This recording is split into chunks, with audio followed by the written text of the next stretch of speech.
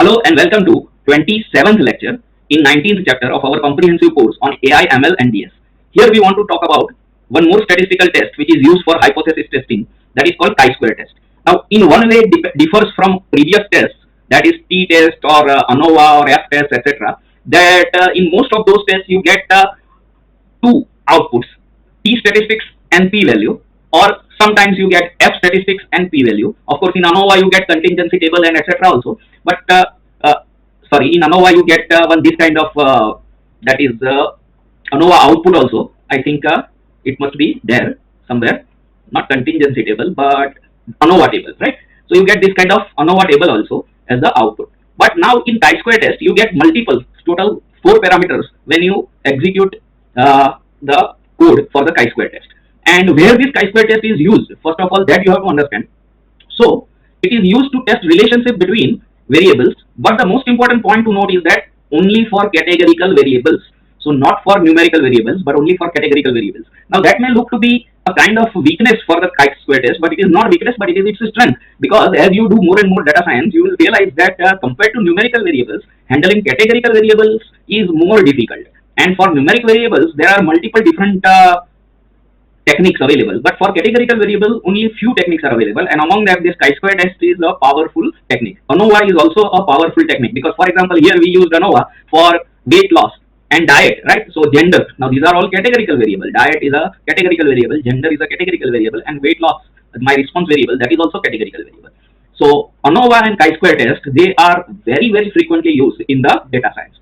Now let us see one example, then you will become clear, because it is used to study relationship between categorical variable, but there also mostly it is used to study the relation between one independent categorical variable and another dependent categorical variable. For example, you are given a data set of from a particular bank in which various loan applicants detail is there, that their age, their annual income, whether they have other loans or not, how many credit cards they have, and among them one column is marital status. And the marital status has suppose 4 values, that unmarried, married, divorced, and widow, right? So if these 4 status is there, then final outcome variable is loan approval status, yes or no. That is whether the loan is given to that customer or not given. Now the question is, will the decision of loan approval depend upon the marital status? Okay, so that means or it does not depend. If I want to answer that type of question, then I will have to use chi-square test. Now null hypothesis is as usual, assuming that my response variable has nothing to do with this feature. Okay, so that means loan approval does not depend upon the marital status. And the alternative hypothesis is that loan approval depends on marital status. And you can finally decide which hypothesis is correctly applicable by this test, chi-square test, right? Similarly, this is another example. There is suppose a retailer who wants to decide customer preference for a product, and he wants to understand if the age of the product customer, age bracket of the customer affects whether the customer will like my product or don't like my product. For example, his product is a shaving cream. Now shaving cream is used by people who are aged less than 25, just pretty youngsters, but they are also used by middle-aged people, maybe 25 to 40, no 25 to 40, not purely middle-aged, but okay, fine. And whether they are used for, these are actually middle-aged, greater than 40, okay. So ultra young, extremely young, say young, and middle-aged. These 3 groups are there. Now, it is possible that same shaving cream may not be liked by all of them. This group may like a shaving cream, but this group may not like a shaving cream, and this may or may not like the shaving cream. So again, so you want to study the effect, that does the age group to which the customer belongs affect whether the customer will like my product or does not like the product. So again, null hypothesis means age group has nothing to do with customer's preference. So customer preference is independent of age group. But alternative hypothesis is that yes, age group affects the customer preference, or customer preference depends on age group, right? Similarly, another example, a telecom company wants to know whether a customer will churn, depends upon the customer's plan, whether he is on monthly plan or yearly plan. Okay, depending upon that, if it finds that those who are on yearly plan, they are less likely to churn. That means they are less likely to go to the competitive telecom provider. Okay, say from Airtel to Jio or Jio to Vodafone, like that. Okay, so that is called customer churn. But if the company finds that those who are on yearly plan, they are having very less chances of going to competitor compared to those who are on monthly plan, then it may decide to give a hefty discount on the yearly plan and try to take majority of the customers into yearly plan. Okay, again, what is the null hypothesis? Null hypothesis is that customer's churn behavior has nothing to do with whether he is in monthly or yearly plan. So churn is independent of the type of plan, and second alternative hypothesis is churn depends upon type of plan. So these are some kind of examples where chi-square test can be used.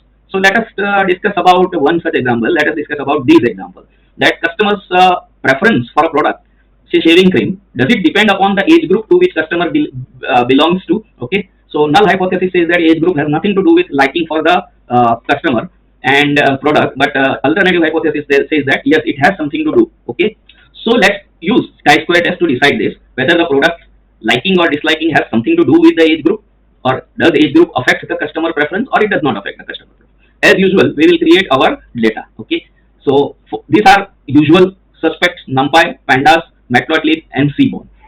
This is the new thing because so far we have never done chi-square test. So this from scipy.stats import chi2, that is chi-square only, but it is difficult to write it that way. So it is written chi2 underscore contingency, because you will see that the output of chi-square test is presented by one table which is called contingency table.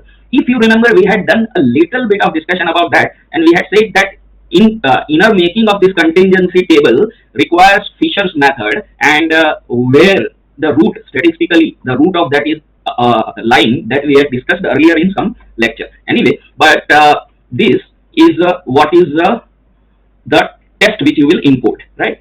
First, generate the data, seed is kept, and two lists are prepared. One list gives the categories for the age group less than 25, 25 to 40, and greater than 40, and they are written in double inverted comma or quotes. That means that these are strings, so these are categorical variables. These are not numbers. Okay, and preference is also, one is like and another is dislike. Now generate some synthetic data which is called contingency table. But contingency table, uh, here whatever I have shown in this first cell, that is not called contingency table. There we have just shown the data in the form of NumPy array, and you will see that it will not at all look good, because unless you read this comment, you will not understand what is the meaning of this table, right? Because it shows some 50, 30, 60, 40, and 40, 20. However, what is that? So actually, it is, so first is the less than 25 age group, and it shows there are 50 likes and 30 dislikes. Okay, in that age group. Similarly, next is this age group, and in which there are 60 likes and 40 dislikes.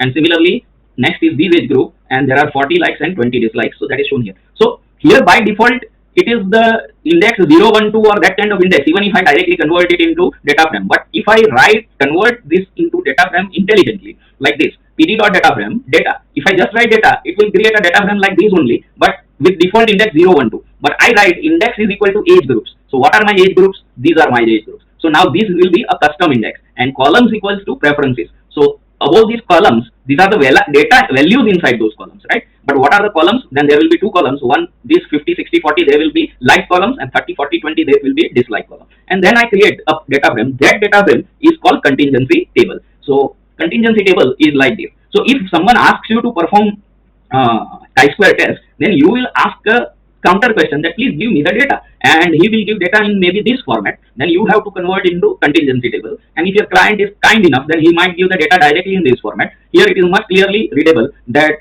this many customers are less than 25, total 80, among which 50 like the product and 30 do not like the product. This is the another age group in which 60 like the product and 40 do not like the product, and this is yet another age group in which 40 like the product and 20 do not like the product, right? Now you perform chi-square test. Now, as I said, chi-square test differs from t-test or other tests. Normally, in t-test or other tests, two outputs are obtained: t-statistics and p-value, or s-statistics and p-value. While here, you get chi-square value. It is chi2 written, but that is chi-square actually. P-value, DOF, degree of freedom, and expected value. So, when I apply chi2 contingency, chi2 underscore contingency, what is that? That is one particular function which I have imported, or class, whatever you call it, from this library, scipy.stats. So when I apply that to my data, what is my data in this format? That is, the data is in NumPy array format. So this data, right? Okay. So at that time, I will get, when I apply this test on this data, then I will get 4 outcomes, 4 results, and they are assigned to this variable, this variable, this variable, and this variable. And then we will print them. Okay. Again, that formatting is used, 0.4f, 0.4f, and so on. So that is just to round off up to the 4 digits after the decimal point. If I print it, then I can get this kind of chi-square statistic is 0.711. So that is this. Okay, so that is this chi2. Then p-value is 0.7008. So that p-value is 0.7008. Okay. Now that p-value is the most important thing, because whether to accept the null hypothesis or reject the null hypothesis, that is decided by this. Here it is clear that this p-value is much greater than the significance. In fact, 70% of my data points for the response variable are falling under that distribution, which is according to the null hypothesis. So that means I cannot invalidate or reject my null hypothesis, right? Because if P is less than alpha is 0.05. So if P is less than that, then I can reject my null hypothesis. But this P is much greater than 0.05, so I cannot reject null hypothesis. So that means my null hypothesis is valid. So customer preference is indeed independent of age group, and therefore, if the maker of that shaving cream knows this, then he will not bother to hire three different models for a TV advertise of his shaving cream, right? Because he knows that age group hardly matters. So why hire a young and very successful superstar for the modeling? Okay, he can hire an aged or another person who is also equally well known. So maybe instead of Shah Rukh Khan, who is costlier, he may hire Amitabh Bachchan, who is compared to Shah Rukh Khan is less, right? So that is the meaning that age group has nothing to do with liking or disliking. So that is one thing. So here I got the p-value which is much greater than my significance level, and the degree of freedom is 2. Sometimes in some other chapter, because this is already going to be very long chapters, so we are not doing that, but we will discuss about this degree of freedom also. But don't worry, it's not some concept which will prohibit you from becoming a good data scientist, okay, because it is hardly used anywhere. So more important is these two parameters, okay. Now expected frequencies are like this. Now what is expected frequencies? These are called observed frequency. Whatever contingency table was given to me, that is actually observed frequency, that the maker of that shaving cream did a survey and he took a sample of 90 people who were less than 25 age, 80 people less than 25 age, and among them 50 liked the shaving cream and 30 did not like the shaving cream. Then he took another sample of 100 persons who were in this age group, and among them 60 liked the shaving cream and 40 did not like the shaving cream. And he took another sample of 60 people who are in this age group, then among them 40 liked the shaving cream and 20 did not like the shaving cream. So that means this is actually observed value. So contingency table is actually observed value. While these are expected, means after chi-square test, what are the expected distribution of likes and dislikes across three age groups, right? Okay, so I get this value. You can compare this which are bottom expected and this which are actual. So here you can see 50 and 30, here also 50 and 30, not difference at all. Here it is 60 and 40, here it is 62.5 and 37.5. Some difference is there. Here it is 40 and 20, here it is 37.5 and 22.5. So if this difference is pretty large between the actual value or contingency table and expected frequency, then in that case I would say that yes, my chi-square test is saying that age affects the outcome. But here you already know that that is not the case. P-value is much greater than the alpha significance value 0.05, and therefore it is clear that these expected frequencies are not saying anything like that. They are saying that age has nothing much to do. You can plot visualization also. So this is customer preference by age group for the observed data, and these are expected frequencies heat map. But these heat map, this is just okay, just looks a little bit fancy, but it is not at all this. This is that same diagram only, this one only. Okay, so like dislike in each age group 50, 30, 62.5, 37.5, and 37.5, 22.5, right? So this is observed frequency and this is expected frequency. And I just made two diagrams, one for bar chart and another for this heat map, just so that simultaneously there would be practice of making both types of graphs. But if you want to compare them, that is observed and expected, then second one also you should plot a bar chart only. That would be better for comparison. Then you will see that there is hardly any difference between observed and expected, right? So here also at least you can see that this observed and expected likes and dislikes, they do not vary much. Okay. Now 50 are liking in this age group and 30 are not liking. So here total are 80, among which these 50 are liking and 30, the remaining 30 are not liking. So I can check similarly for the other age groups also. Now this explanation of code is now not required, and the result and etc. And this is for those who want to go in detail. There is no need to go in that much detail, but for those who want to go in detail, what are these expected frequencies, how they are mathematically calculated, and so on. Okay, so this is now not that important, because if your programming can calculate the same thing in just one line of code, it is just one line of code. You should understand this line of code that gives you expected as fourth output. So if it calculates in just one line of code, then why you will bother with all the mathematical calculation by equation? But if you are interested, then this is what expected means. But the last paragraph is important, that the numbers in the heat map are expected value, not the observed value, and they represent the frequencies that we would expect if there were no association between age group and likes or dislike preference, right? Now, if there is no association, then we would expect this frequency. Now, this frequency and that frequency, they are exactly matching with each other, hardly a little bit different. So that means that reverse also I can say that if there is no difference, then we would expect this frequency. So reverse of that corollary, by corollary, I can say that if I am observing such frequency, this is my observed frequency and this is my expected frequency. So if I am getting this expected frequency, which hardly differs from observed frequency, so that means there is no relation between age group and the preference of liking or disliking the product, right? So that is what this last paragraph says. So if there were no association, then I will get this kind of frequency distribution. Now, if the observed frequency deviate a lot from the expected frequency, then there is a chance that there is association between the various group. I mean, two variables. What two variables? That is age group somehow affects the customer's preference, like and dislike preference. But here it does not deviate. In fact, for many of the group, 50-30, 50-30, exactly the same values are there. So that is why you will say that this age group has no possible association with customer's preference. And if you still want to make it clear, then instead of plotting absolute value of this expected frequency and this observed frequency, you can plot these both graphs in one graph only. That is by taking difference between expected and actual,